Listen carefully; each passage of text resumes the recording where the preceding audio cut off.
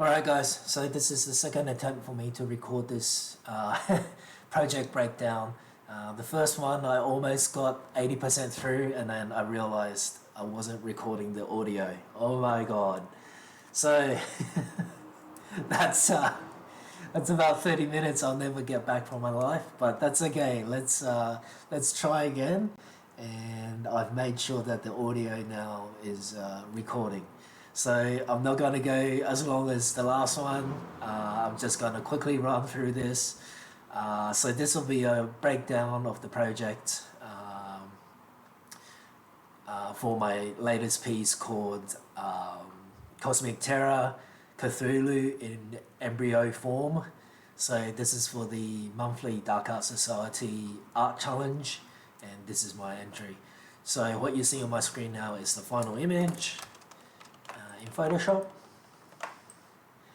So it's nice and creepy. I wanted it to look gross, feel gross, nice and juicy, and then you can see I also have fur or pubic hair in there, just to make things even more gross, because who doesn't find pubic hair gross?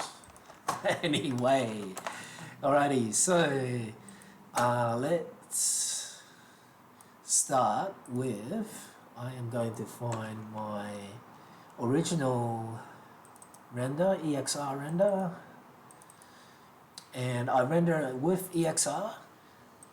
And first tip I'm going to give you, if you are using EXR format in Photoshop, go and download this free plugin called EXR-IO from 3D.io, and it allows you to read 32-bit EXRs without any issues whatsoever. So without it, sometimes Photoshop has problems with EXRs. So just go download this free plugin, install it, and you can open EXRs and work with them. Okay, so this is my raw render from Houdini, and that's the program I use to do the rendering with, lighting and rendering. So you can see the raw render and the final output is quite different. And basically with 2D images, I know for projects that's all I'll be doing is a 2D image. I do a lot of artistic work, final polishes in Photoshop. It just saves a lot of time and it's a lot quicker. So this is the original and this is the final. Okay, so let's have a look at Zbrush. So Zbrush is my main sculpting program, digital sculpting program. And I have three elements in my scene. I have Cthulhu, I have the back, and I have the front. So nice and simple. It's basically, I started off as a sphere and then use Sculptress Pro to pull things around, and then once I found a shape that I like, a concept idea that I like, I will develop it further. So this is a high resolution Sculptress Pro sketch. It's 2 million polygons, and this is what I export out into Houdini. So for this project, I didn't do a retopo or add UVs onto this guy. I just exported the high resolution mesh with polypaint information into Houdini. So I have a fairly beefy computer running an RTX 380, and Houdini handles all of the 18 million polygons just fine. So once I've sculpted it, I will do a texture paint, polypaint pass. This is the polypaint, and it's basically just using your standard brush with polypaint turned on, and then just polypainting, just adding main breakup details, not going too crazy with texture details, just the main forms details in here. Because for the textural details, I will be using Houdini's shader system for that. Okay, so that's my ZBrush sculpt with poly paint information, and this is the sculpture itself. And to get the data from ZBrush into Houdini, I will use the Z plugin, FBX export and import, and then export out the three items combined with polypaint as an FBX file format. So once that's exported, I will import that into Houdini. And this is Houdini. It's a 3D animation VFX program, and it's got a bit of a steep learning curve. I've been using this program probably for about 10 years now, and I'm still learning it. And I mostly use it just for look development, lighting and rendering, because that used to be my, well, sometimes still is my freelance job. So, but with Houdini, you can do everything from creating explosions to animating characters, rigging characters. You can do modeling in here as well. So yeah, if you want to learn a 3D package, Houdini's a pretty good one to learn. It's not free, but if you're planning to work in the VFX or CG movie industry, Houdini's a pretty standard program, as well as Maya, and yeah. So if you are using Keyshot, and I know one of my Patreon is, shouts out to you, Frankie boy. Keyshot is pretty good. I've used it in the past. It's got a similar graph-based system for its shaders.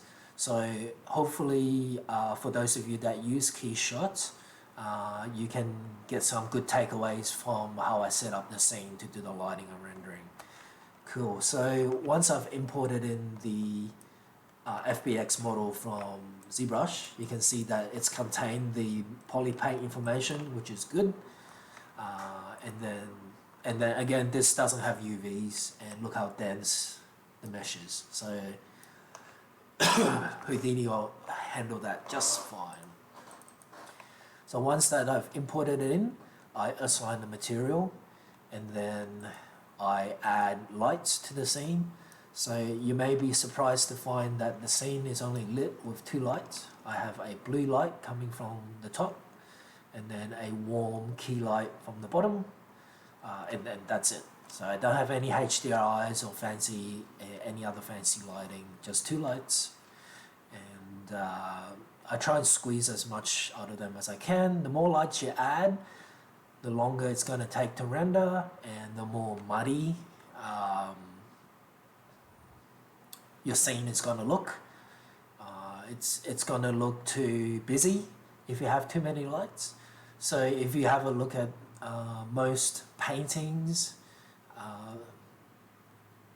the main light source is usually just one light, and then you may have a rim light going around the subject.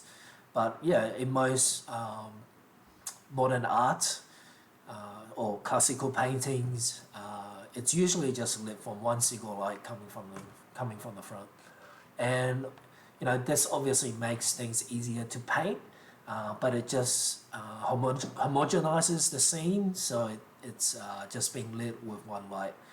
So for artistic lighting, I prefer to use as less light as I can. Obviously, if you're trying to match realistic lighting in a scene, then you need to take account the actual environment. But yeah, just a tip, don't go too crazy with multiple lights or HDRIs. That can sometimes make your final image too busy, look too busy. So try and keep your lighting simple, but control your lighting so it has a soft fall off, and you try and get the look that you want with as few lights as possible. So here's the material or the shader for the scene. And the shader I'm using, excuse me, I've got a bit of a cold. The shader I'm using is the Arnold standard surface shader, and it's a pretty similar, well, it's a PBR based shader, which means you input in the diffuse, the specular, the refraction, the subsurface, all those things like that are pretty standard. Okay, so the only thing, I will go through a few things here which are important. So the user data RGB allows me to use the polypaint information as texture information, and that's reading in the CD data node from Zbrush's polypaint. So that's going into a layered RGB node, which is basically like a Photoshop layer system, and on top of the main color on the polypaint, I've layered in 3 other textures, which basically gives the material more realism, more texture, more breakup, and this is all down to artistic, judgment. So the 3 layers that I used, the first one is Ambient Occlusion node, and I've just changed the Ambient Occlusion from the normal black to a dark blue. Again, that just gives me a nice effect in the shadows. It's not just straight black, boring black. And then the other layer is a meat seamless texture that I created some time ago. It's just like a texture of rotting flesh, and it's just a seamless texture, so I can then use that texture into a triplanar projection node. And what that does is it sets up cameras all around your object, and then projects this texture onto your model, which means you can texture things without using UVs if you just want to have a repeating texture on things. So the triplanar, I believe Keyshot also has a triplanar. That's a good one to use if you want to add detail without UVs. And the other texture node is using a camera projection node. So if you have a specific texture that you just want to project onto your camera, your final image, then you use the camera projection, and then in this case I've just used a painting I did, just a random painting I did some time ago as a projection image. And then it's not related to this project, but you can project anything just to test it out, have a play to see what the result is. And because you're using Photoshop style layers, you can use things like linear light and overlay, and it's just you're not gonna see the image, but you will see the effect that the image will have over the texture. So that's about it. I feed everything through standard surface to the diffuse and subsurface scattering. The subsurface scattering color is usually more saturated and a bit brighter than the diffuse. So you can use a color correct node just to do that. And then one thing I will mention is just to check your subsurface scattering scale.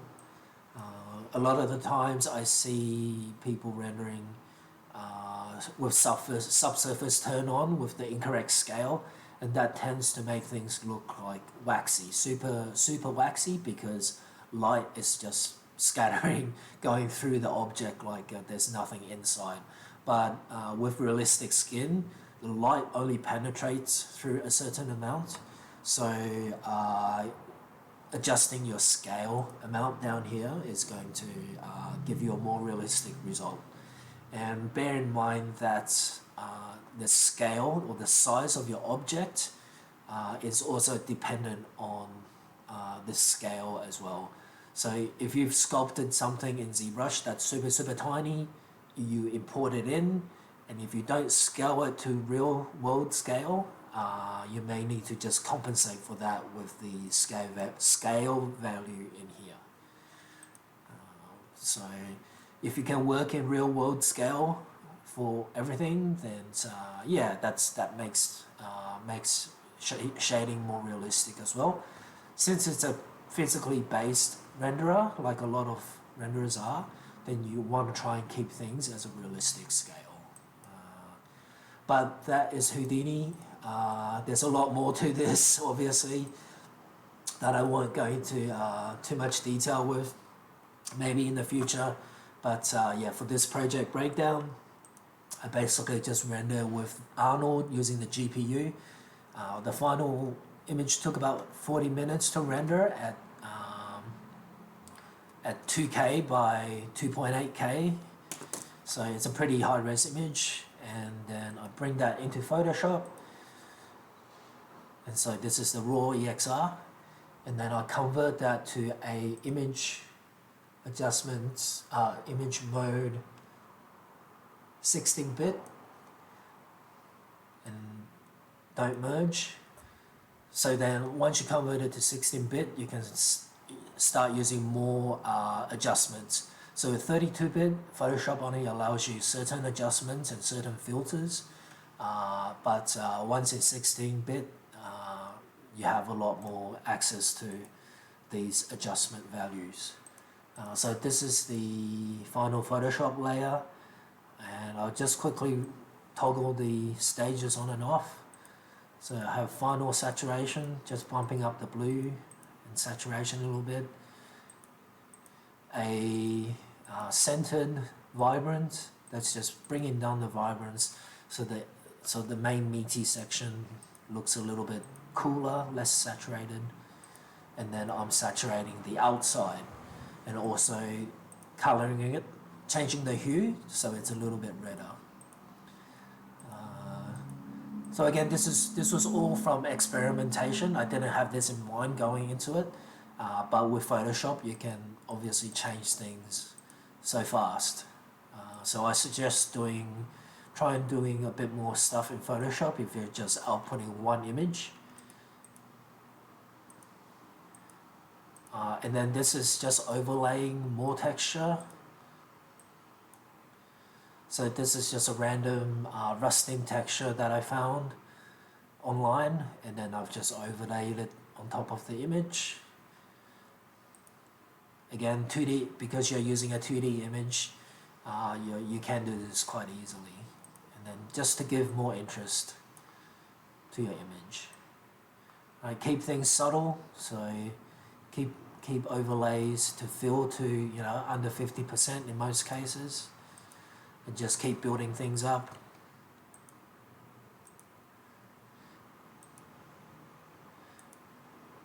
And you can see this was my original image. So I hope you enjoy that. Gives you a little inside look into how I work in computer land, digital land. And I didn't use Substance Painter for this project, but the next one maybe I will incorporate Substance Painter, and then I'll talk a little bit more about that program, because that's a really good program for look development and texturing as well, but you will need UVs and retopo for that one. So stay tuned, and thank you to all my patrons that support me, and which make these videos possible. I wouldn't bother recording any of this stuff if Patreon wasn't available, because obviously these things take time, and I don't know if people appreciate them or not, but at least with Patreon, I know there are a few of you that have paid, that have given me a tip of $3 per month, and that's enough motivation for me to record this and then yabber on about stuff. So thanks for watching, guys. If you like to support my work, my art creation, go to patreon.com/JC_sculpture. that's me, John Chen, JC Sculpture, and yeah, hope to see you in the next video. Thank you.